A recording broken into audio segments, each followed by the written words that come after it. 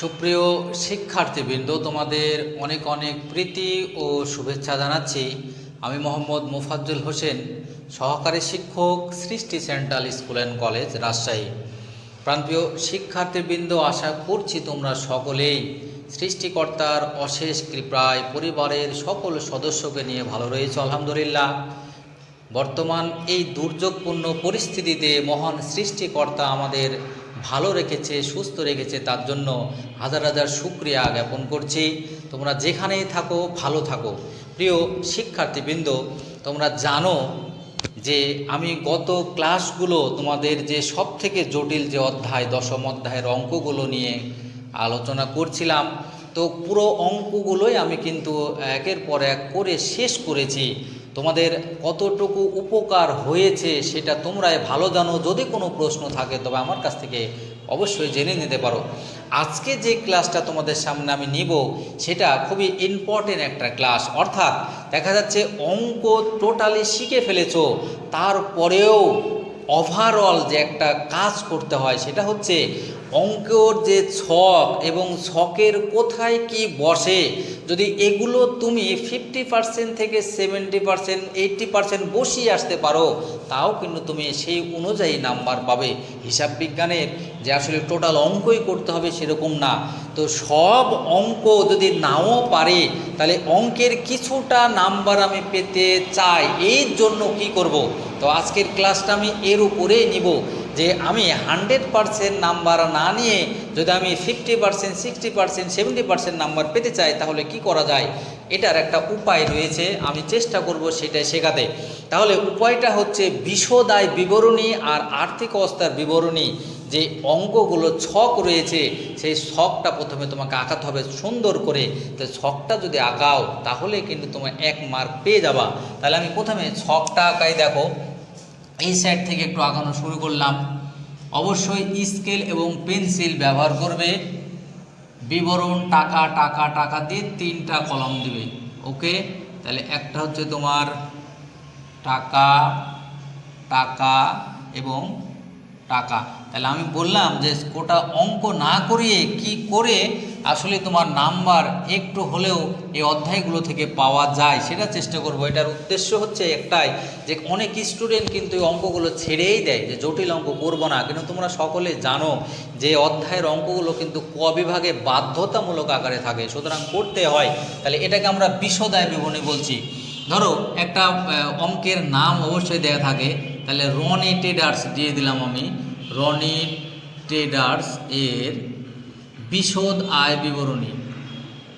তাহলে বিশদ আয় বিবরণী। আচ্ছা, এখানে 31 ডিসেম্বর 2018 এইভাবে তোমাকে পূরণ করতে হবে। এটা হচ্ছে বিবরণ, এটা হচ্ছে টাকা, এটা হচ্ছে টাকা অ্যান্ড টাকা। তাহলে এই যে পূরণ করলাম, এই পূরণ করার জন্য কিন্তু তোমাকে এক মার্ক হলেও কিন্তু তোমার পরীক্ষায় পাবে তুমি। তাহলে এই বিশদায় বিবরণীটা এখন সিরিয়াল যেটা মেনটেন করছে মূল সূত্র, সেই সূত্র তো তোমাকে জানাই লাগবে। আমি বলেছি কিছু নাম্বার তুমি পেতে যাও, তাহলে সর্বপ্রথম লিখবে বিক্রয় অবশ্যই। তাই ধরো সাপোজ বিক্রয় দেওয়া আছে, আমি এখানে বসিয়ে দিলাম একটা টাকা। ওকে, কাল্পনিক তথ্য দিয়ে। তাহলে এই বিক্রয় থেকে যদি তুমি বিক্রিত পণ্যের ব্যয় বাদ দাও, বিক্রিত পণ্যের ব্যয় এখান থেকে যদি মাইনাস করি বিক্রয় থেকে বিক্রিত পণ্যের ব্যয়, তাহলে যেটা বের হবে তার নামই হচ্ছে তোমার মোট মুনাফা। দেখো শিক্ষার্থীবৃন্দ, অনেক অঙ্ক তোমরা বের করলে দেখতে পাবে বলেছে মোট মুনাফাটা বের করো। তাহলে বিক্রয় থেকে বিক্রিত পণ্যের ব্যয়টা আমি যদি মাইনাস করি তাহলে কিন্তু মোট মুনাফাটা বেড়ে যাচ্ছে।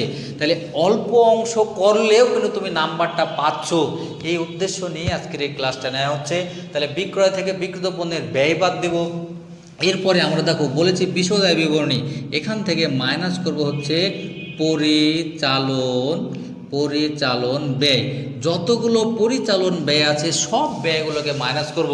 আমি একটু সংক্ষেপে বলেই দিই, ব্যবসা প্রতিষ্ঠান পরিচালনা করার সময় যে ব্যয়গুলো হয় সেই সমস্ত ব্যয়গুলোকে বলা হয় পরিচালন ব্যয়। যেমন বেতন হতে পারে, ভাড়া হতে পারে, বিজ্ঞাপন হতে পারে, অনাদায়ী পাওনা বাট্টা, এগুলো অর্থাৎ ব্যবসা চলছে এই চলাকালীন ব্যয়গুলোকে আমরা পরিচালন ব্যয় বলি।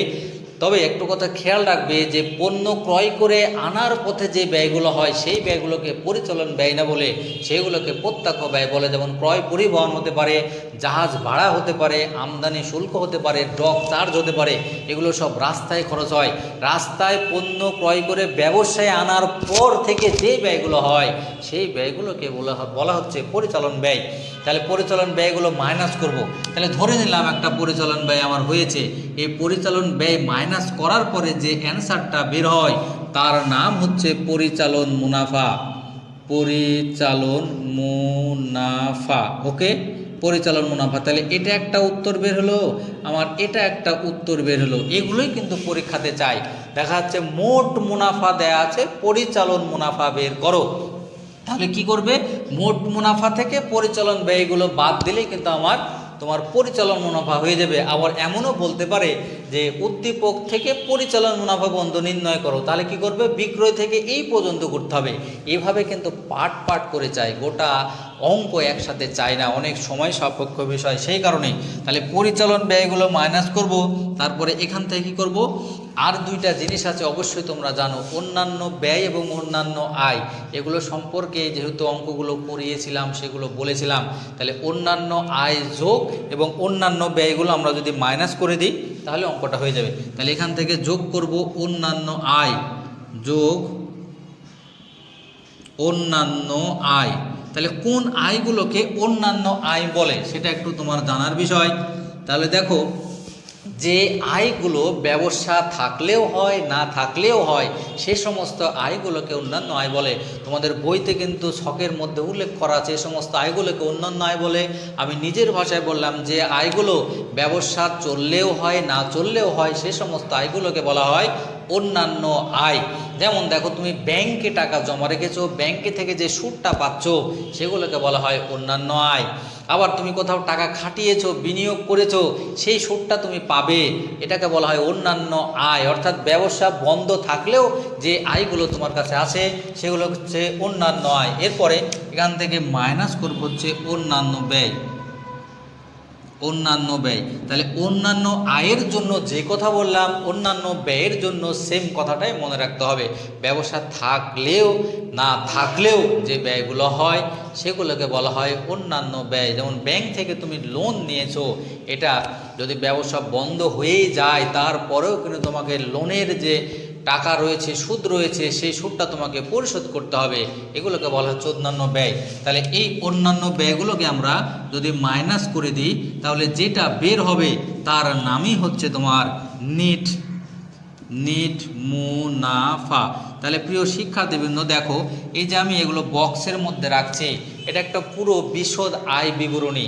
এটা শেখানোর উদ্দেশ্যই হচ্ছে এই সিরিয়ালটা যদি তুমি মনে রাখতে পারো তাহলে অঙ্কের 100% নাম্বার না পেলেও তুমি অবশ্যই কিছু নাম্বার পাবে। তো যারা খুবই ভয় পাও, ভয় না পেয়ে এগুলো একটু চেষ্টা করো। যেখানে পরিচালন ব্যয়গুলো বললাম, টোটাল ব্যয়গুলো না বসালেও কয়েকটা ব্যয় বসাতে পারবে, অন্যান্য আয় অন্যান্য যে ব্যয়গুলো রয়েছে সেগুলো বসাতে পারবে। তাহলে দুইটা জিনিস শেখাবো বলেছে, একটা হচ্ছে বিশদ আয় বিবরণী আর একটা হচ্ছে আর্থিক অবস্থার বিবরণী। তাহলে আর্থিক অবস্থার বিবরণী আর বিশদ আয় বিবরণী যে ছক, এই ছকের কোনো পার্থক্য নয়, তিনটাই কলম। তাহলে এখানে শুধু আমাদের বিশদ আয় বিবরণীর জায়গায় আর্থিক অবস্থার বিবরণী লিখলেই হয়ে যাবে, আর ভিতরটা একটু পূরণ করে দিই তাহলে হবে। তাহলে এখানে লিখে আমরা আর্থিক অবস্থার বিবরণী, ওকে। তাহলে আর্থিক অবস্থার বিবরণী লিখলাম, বাদ বাকি সবই একই থাকে। তাহলে বিশদ আয় বিবরণী যে সিরিয়াল রয়েছে আর্থিক অবস্থার বিবরণীও সেই সিরিয়ালটা মেনটেন করে অঙ্ক করতে হবে। তো এই অঙ্কের ক্ষেত্রে যারা ভালো করো এবং যারা ভয় পাও তাদের ক্ষেত্রে বলে দিই, এই সিরিয়ালটা অবশ্যই তোমাদের মুখস্থ রাখতে হবে যে কোনটার পরে কোনটা হচ্ছে। এটা যারা মুখস্থ রাখতে পারবে এবং হিসাব বিজ্ঞান সম্পর্কে যাদের সামান্য নলেজ থাকবে তারা অবশ্যই পারবে। তাহলে আর্থিক অবস্থার বিবরণীটা তোমরা হয়তো প্রথম দিকের অধ্যায়গুলো শিখেছো, এ সমান সমান এল প্লাস ই, এটা সমীকরণ। লেনদেনগুলোকে যে সূত্রের মাধ্যমে প্রকাশ করা হয় তাকে বলা হয় হিসাব সমীকরণ। তাহলে এটা লুকা প্যাসোলি 1494 সালে তৈরি করেছে। একটা ব্যবসায় প্রতিষ্ঠানে যত টাকার সম্পদ রয়েছে দায় এবং মালিকানা সত্ত্ব মিলে তত টাকাই হতে হবে, এটাকে বলা হয় দুতরফা দাগলা পদ্ধতি। তাহলে এটা অনুকরণ করে এটা করা হয়েছে।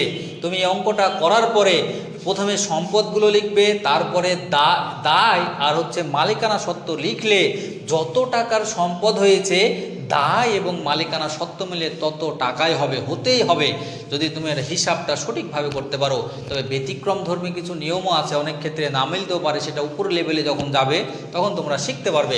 তাহলে এটাকে যদি আমরা অনুসরণ করি, তাহলে প্রথমে কি লিখবো? সম্পদসমূহ লিখবো। লিখলাম আমি সম্পদ সমূহ। তাহলে সম্পদ আবার দুই ধরনের হয়, একটা স্থায়ী হয়, একটা চলতি হয়। আমি বলছি এটা আমি করছি, এই বিষয়গুলো কিন্তু তোমাদের বই তো চমৎকার করে দেয়া আছে, তোমরা সে অনুযায়ী লিখতে পারো। তাহলে সম্পদ সমূহের মধ্যে প্রথমে লিখবো স্থায়ী সম্পদ, স্থায়ী, তারপরে লিখবো চলতি। তাহলে স্থায়ী কোনগুলো আর চলতি কোনগুলো? যে সম্পদগুলো তোমার ব্যবসায়ে বছরের পর বছর ধরে থেকে যায় সেই সম্পদকে বলা হয় স্থায়ী সম্পদ। যেমন আমি রুমের মধ্যে অবস্থান করছি, এই ফ্যানটা রয়েছে, এই টেবিল চেয়ারগুলো রয়েছে, এগুলোকে বলা হয় স্থায়ী সম্পদ। আর যেগুলো থাকে না, কমে এবং বাড়ে, যেমন আমার কাছে টাকা রয়েছে, আমার মানি ব্যাগে টাকা রয়েছে, নগদ টাকা, ব্যাংকে জমা, দেনাদার, এই সম্পদগুলো বাড়তেও থাকে কমতেও থাকে। তো যেগুলো বাড়া এবং কমার মধ্যেই থাকে সেগুলোকে বলে চলতি সম্পদ, কারেন্ট অ্যাসেটস। আর দেখো স্থায়ী সম্পদ যেগুলো স্থিরভাবে থাকে সেগুলোকে স্থায়ী সম্পদ বলে। তাহলে অবশ্য উদ্দীপকটা হচ্ছে স্থায়ী সম্পদ বসাবে, চলতি সম্পদ বসাবে। আরও কিছু সম্পদ রয়েছে যেগুলোকে বিনিয়োগ বলা হয়, অনেকে এখানে দীর্ঘমেয়াদী বিনিয়োগ উল্লেখ করে, এগুলো বসাবে। বসানোর পরে যে সম্পদটা হবে টোটাল এগুলো বসিয়ে দেখা যাচ্ছে একটা ফিগার দাঁড়াবে। ওকে, তাহলে আমার সম্পদটা বের হয়ে গেল। এরপরে কি করব? দায়, দেখো লেখা আছে না দায়, তখন এখানে আমরা লিখব দায় ও মালিকানা সত্ত্ব। দায় ও মালিকানা সত্ত্ব। তাহলে দায় ও মালিকানা সত্ত্ব শিরোনাম দিলাম।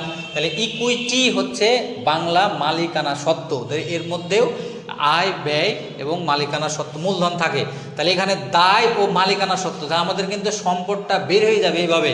আমি বলেছি 100% সব সম্পদই তোমাকে অঙ্কের মধ্যে বসাতে হবে তা নয়, যতটুক পারো তুমি ততটুক বসাও। তাহলে আর্থিক অবস্থার বিবরণীর ক্ষেত্রে খেয়াল রাখবে সম্পদ সমূহ লিখে প্রথমে স্থায়ী সম্পদ লিখবো, তারপর চলতি সম্পদ লিখবো। এরপরে দায় ও মালিকানা সত্ত্বের ক্ষেত্রে প্রথমে আমরা দায় সমূহ লিখবো। দায় সমূহ আবার দুই ধরনের হয়, একটা তোমার স্থায়ী হতে পারে, আবার চলতিও হয়। যে দায়গুলো যে কোনো সময় পরিশোধ সাপেক্ষ সেগুলোকে বলে চলতি দায়, যেমন পাওনাদার, বকেয়া বেতন, বকেয়া ভাড়া। আর দীর্ঘমেয়াদী দায় যেগুলো 1 বছরের অধিক সময় ধরে আমাদের পরিশোধ করতে হয় এগুলোকে বলে দীর্ঘমেয়াদী দায়। তাহলে স্থায়ী দায় এবং চলতি দায় বসাবে, বসানোর পরে যত টাকা হবে আমাদের এই কলমে বসাবো। এরপরে আমাদের মালিকানা সত্ত্ব যেটা রয়েছে এখানে লিখবো মালিকানা সত্ত্ব। তাহলে মালিকানা সত্ত্ব বলতে এর মধ্যে ব্যবসায় প্রতিষ্ঠানের মালিক একটা সময় শেষে ব্যবসা থেকে কি পরিমাণ পাওনার দাবি রাখে সেগুলোকে বলে মালিকানা সত্ত্ব। যেমন মূলধন, এই বছরের যে মুনাফাটা হবে সেই মুনাফাটা যোগ করব, মালিক ব্যবসা থেকে কিছু নিয়ে চলে গেলে তাকে উত্তোলন বলে, উত্তোলনগুলো মাইনাস করব, করে যেই টাকাটা হবে সেই টাকাটা এবারে পার করে দিলে। মজার বিষয়, তুমি যদি সঠিকভাবে ক্যালকুলেশন করতে পারো তাহলে যত টাকার সম্পদ হয়েছে তত টাকার দায় এবং মালিকানা সত্ত্ব মিলে সমান হতেই হবে। এটার অনুরূপ হচ্ছে এটা, যত টাকার সম্পদ, দায় এবং মালিকানা সত্ত্ব মিলে তত টাকাই হবে। তাহলে প্রিয় শিক্ষার্থীবৃন্দ, আমার উদ্দেশ্যটা ছিলই যে ওভারঅল ছকটার কোথায় কি বসে এই জ্ঞানটা তোমাদের ধরে দেয়া। তবে এটাই কিন্তু পারফেক্ট না, এটার খুঁটিনাটি বিষয়গুলো জানতে হবে। যারা খুবই ভয় পাও তারা এই বিষয়টা সম্পর্কে যদি একটু জ্ঞান অর্জন করতে পারো তাহলে কিছু নাম্বার পাবে প্রত্যাশা রাখছি। তো আশা করছি ক্লাসটা তোমাদের ভালো লেগেছে। যদি ক্লাস সংক্রান্ত কোনো সমস্যা থাকে আমার সঙ্গে যোগাযোগ করো। তোমরা তোমাদের পিতামাতার কথা মতো চলো, বড়দের কথা মতো চলো, ইনশাআল্লাহ তোমাদের ভবিষ্যৎ সাফল্যমণ্ডিত হবে। এই প্রত্যাশায় সকলকে অনেক অনেক শুভেচ্ছা জানাচ্ছি। আল্লাহ হাফেজ।